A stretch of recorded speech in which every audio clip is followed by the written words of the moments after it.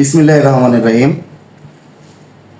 আগামী 1 তারিখে বাংলাদেশ জাতীয়তাবাদী দল বিএনপির প্রতিষ্ঠাবার্ষিকী, 47তম প্রতিষ্ঠাবার্ষিকী। এই প্রতিষ্ঠাবার্ষিকীতে সিরাজগঞ্জ জেলা বিএনপির আয়োজনে একটি বর্ণাঢ্য র্যালি আয়োজিত হবে। এই র্যালি যাতে সুশৃঙ্খলভাবে অনুষ্ঠিত হয় এবং কোনো রকম আমাদের র্যালির কারণে যাতে কোনো রকম জনদুর্ভোগ সৃষ্টি না হয়, এজন্য আমাদের সর্বজন শ্রদ্ধেয় নেতা, আমাদের মুরব্বী, জাতীয় স্থায়ী কমিটির অন্যতম সদস্য, সাবেক মন্ত্রী জননেতা ইকবাল হাসান মাহমুদ টুকু নির্দেশনা প্রদান করেন। সেই নির্দেশনার আলোকে আমাদের যে জেলা বিএনপির র্যালি সুশৃঙ্খলভাবে করবার জন্য একটি শৃঙ্খলা কমিটি করে দেওয়া হয়েছে, সেই শৃঙ্খলা কমিটির আহ্বায়ক জেলা বিএনপির সহসভাপতি নাজমুল হাসান তালুকদার রানার সভাপতিত্বে আয়োজিত বৈঠকে কিছু সিদ্ধান্ত গৃহীত হয়েছে ইকবাল হাসান মাহমুদ টুকুর নির্দেশনা অনুযায়ী।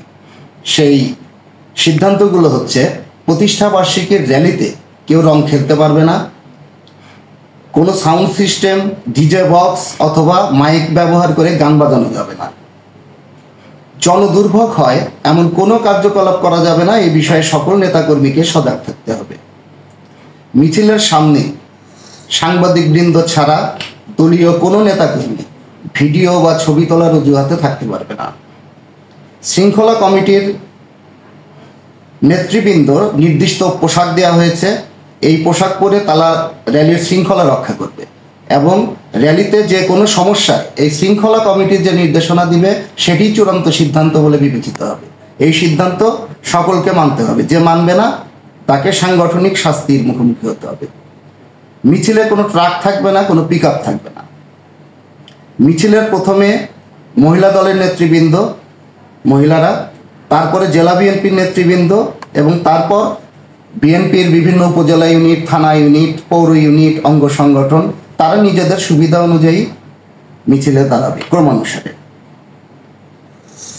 এই কয়টি সিদ্ধান্তই নেওয়া হয়েছে এবং এ বিষয়ে আমাদের জেলা বিএনপির সভাপতি রুমানা মাহমুদ এবং সাধারণ সম্পাদক সাইদুর রহমান বাচ্চুর নির্দেশ অনুযায়ী আমরা দপ্তর থেকে একটি প্রেস রিলিজ নির্দেশনা আকারে প্রকাশ করেছি।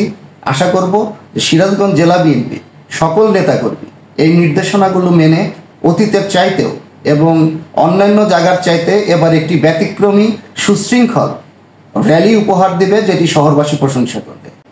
এই নির্দেশনাসমূহ বিএনপির সকল ইউনিট এবং সকল অঙ্গ ও সহযোগী সংগঠনের নেতাকর্মীরা সুশৃঙ্খলভাবে পালন করবে এবং কোনো রকম সমস্যা যাতে না হয় সেই বিষয়ে সজাগ দৃষ্টি রাখবে, এই নির্দেশনা প্রদান করা হয়েছে।